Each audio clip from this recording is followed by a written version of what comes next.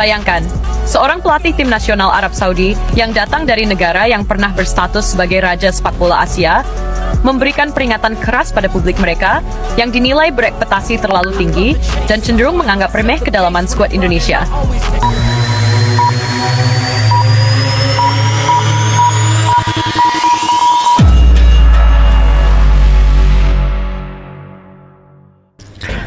Halo Sobat Garuda Nusantara dari Sabang sampai Merauke, gimana kabarnya Anda semua hari ini? Semoga Anda semua berada dalam keadaan sehat-sehat walafiat, tidak kurang suatu apapun, dan selalu dilimpahkan banyak rezeki lewat semua kegiatan aktivitas yang saudara kerjakan sampai dengan hari ini. Oke Sobat Gol TV Nusantara, kali ini Gol TV akan mereview terkait video mengenai statement yang dikeluarkan oleh pelatih Arab Saudi. Statement yang dikeluarkan pelatih Arab Saudi ini benar-benar sangat mengejutkan berbagai pihak, termasuk Irak. Seperti apa komentar dari pelatih Arab Saudi ini? Daripada penasaran, kita langsung aja ke videonya. Let's go. Jangan terlalu percaya diri apalagi sampai berani meremehkan tim nasional Indonesia. Pesan itu ibarat api yang tiba-tiba dilemparkan ke tengah padang kering. Membakar rasa penasaran publik, memanaskan suasana, dan membuat semua pihak sadar ada sesuatu yang berbeda dengan timnas Indonesia yang sekarang. Konteksnya jelas.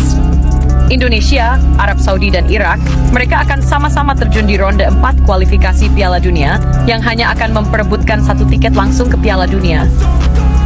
Ronde ini bukan lagi sekadar laga uji coba, tapi medan perang sesungguhnya. Semua laga uji coba, seluruh kompetisi di klub yang sudah dilalui, semua persiapan federasi, dan semua yang mengacu pada perkembangan tim nasional masing-masing negara, seluruhnya hanya untuk menatap dan mengerucut pada laga ini. Jika di dua laga ini gagal, artinya semua persiapan yang telah menguras segalanya tak akan ada lagi artinya. Sebab semuanya itu hanya diperuntukkan pada dua laga super maha penting ini. Tidak ada coba-coba, tidak ada tempat untuk tim yang lengah, tidak ada ruang untuk salah langkah. Disinilah reputasi, gengsi, dan mimpi menuju panggung tertinggi sepak bola dunia dipertaruhkan. Hanya di dua laga ini. Bayangkan, seorang pelatih tim nasional Arab Saudi yang datang dari negara yang pernah berstatus sebagai raja sepak bola Asia, memberikan peringatan keras pada publik mereka yang dinilai berekspektasi terlalu tinggi dan cenderung menganggap remeh kedalaman skuad Indonesia. Secara tidak langsung, Herve Renald juga sekaligus memberi peringatan kepada Irak, sebab berita yang datang dari Saudi ini telah sampai ke publik Irak. Itu bukan pesan main-main, itu bukan basa-basi. Ini adalah curahan hati seorang pelatih yang baru bisa diutarakan. Sebab kedua negara ini, antara Arab Saudi dan Indonesia, kembali harus berurusan di atas lapangan. Bahwa timnas Indonesia bukan lagi tim yang bisa diremehkan, yang pernah sempat terjadi pada pertemuan sebelumnya.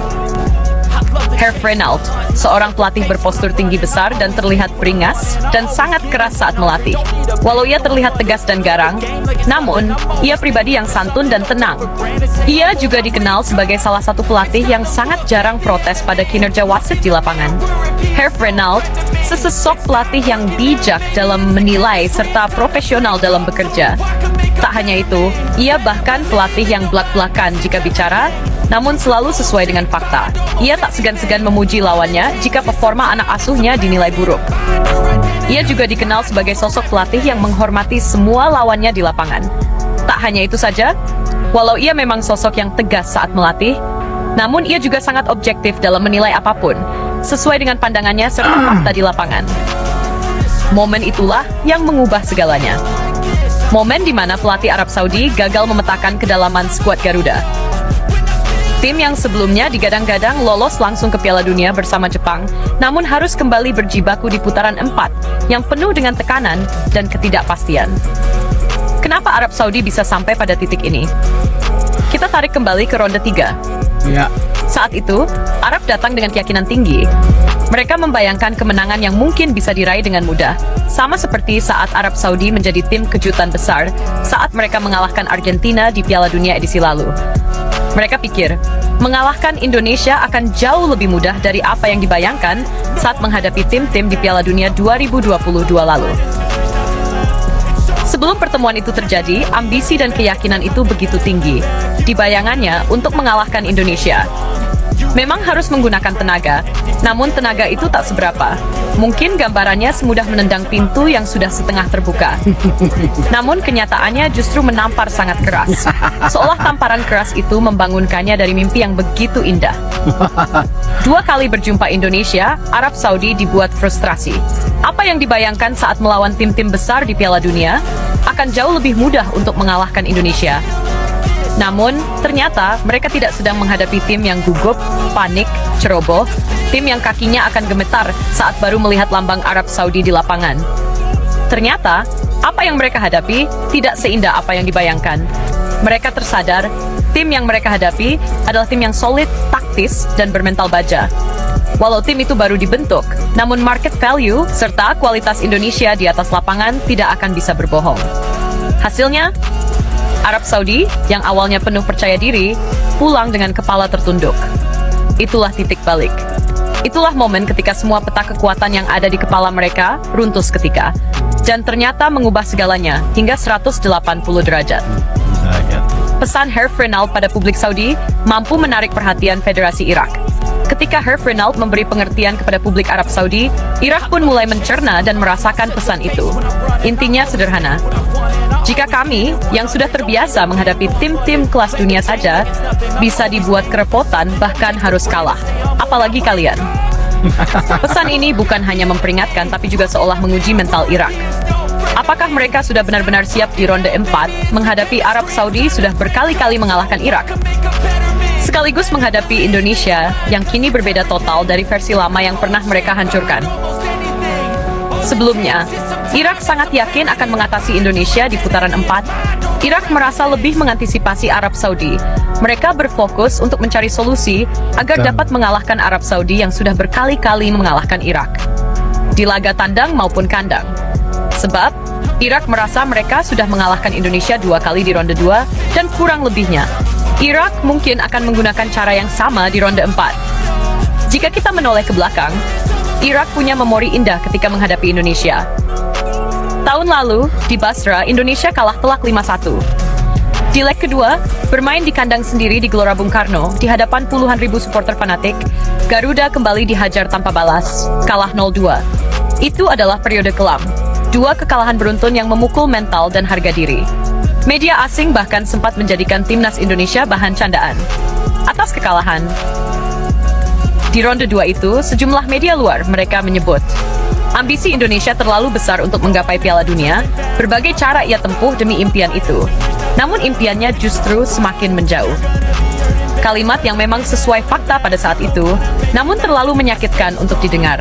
Dan inilah saatnya momentum datang, untuk membungkam pihak yang sempat merendahkan, menyindir, bahkan sengaja menjatuhkan mental publik hingga para pemain timnas Indonesia itu sendiri. Tim nasional Indonesia dulu versus sekarang. Namun yang perlu diingat, itu adalah cerita masa lalu.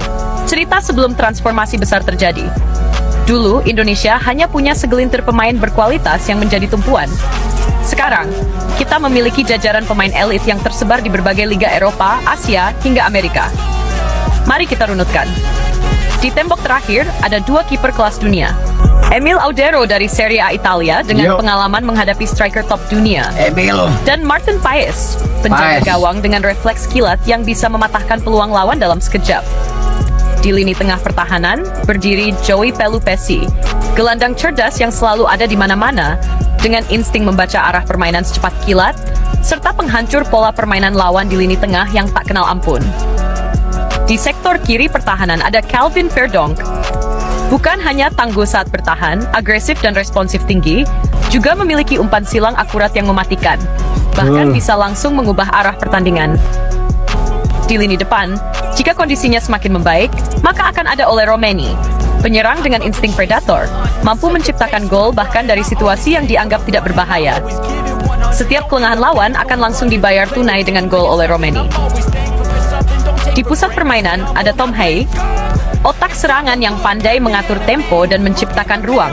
Dengan umpan-umpan akuratnya, sepersekian detik kehilangan fokus di hadapan Indonesia, Tom Hai bisa secepat kilat langsung menusuk ke jantung lawan.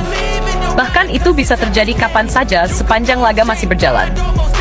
Di lini pertahanan, ada Jay Idzes menjadi tembok raksasa yang mematahkan mimpi lawan hanya dengan satu tackle bersih.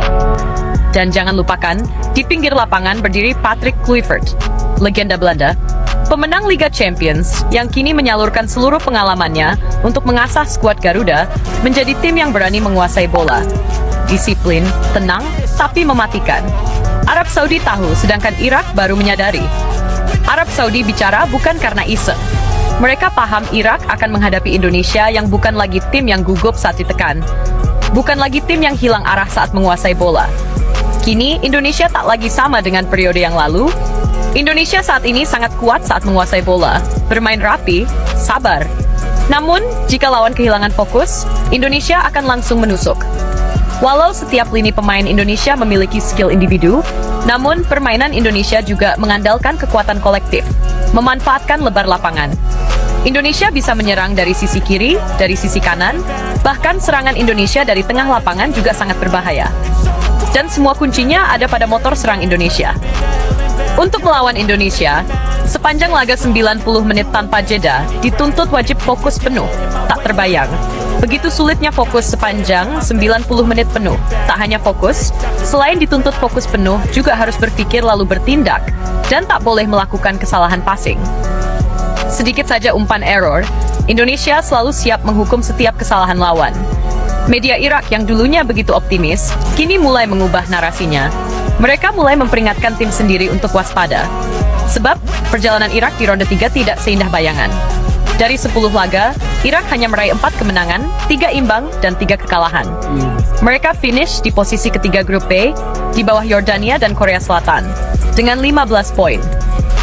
Pukulan terberat, kekalahan dari Palestina dengan skor 0-2. Hasil itu bukan hanya memalukan, tapi juga mengubur peluang lolos langsung. Irak harus kembali bekerja keras di ronde 4. Kondisi sudah berbalik dulu, Irak boleh merasa superior melawan Indonesia. Tapi sekarang, situasinya terbalik. Timnas Indonesia telah mempersiapkan segalanya, kekuatan fisik, ketahanan mental, disiplin taktik, dan kemampuan teknis di atas rata-rata. Pemain-pemain kita tidak hanya berkarier di dalam negeri, tapi juga berkompetisi di liga-liga dengan intensitas tinggi di luar negeri. Kita siap bertarung, siap berperang. Dan bukan sekadar ikut serta, tapi datang untuk menang. Pesannya jelas, Garuda tidak akan lagi menjadi pelengkap. Di ronde 4 nanti, setiap lawan yang meremehkan akan dihukum. Arab Saudi sudah merasakannya. Irak mungkin akan jadi korban berikutnya. Penutup, gelombang besar Garuda. Inilah saatnya kita menunjukkan bahwa timnas Indonesia adalah petarung sejati, bukan pecundang. Kita akan datang di ronde 4 dengan gelombang besar, siap menghantam siapa saja yang berdiri di depan. Oke, go. Arab Saudi boleh mengaku Raja Asia. Irak boleh bangga dengan sejarah masa lalunya. Tapi sejarah baru akan ditulis di ronde 4 mendatang. Dan di lembaran itu, Garuda akan menjadi protagonisnya. Itu dia cuplikan videonya Sobat Garuda sekalian yang ada di Nusantara, dengan statement dari pelatih Arab Saudi. Mereka semua sudah mewaspadai timnas Indonesia. Seperti apa komentar Sobat Garuda? Jangan lupa tinggalkan jejak di kolom komentar. Oke Sobat Garuda, sampai di sini dulu videonya. Jangan lupa like, komen, dan subscribe channel ini agar tidak ketinggalan video-video selanjutnya. Sampai jumpa lagi di edisi video berikutnya. Tetap semangat, Garuda di dada. Bye bye.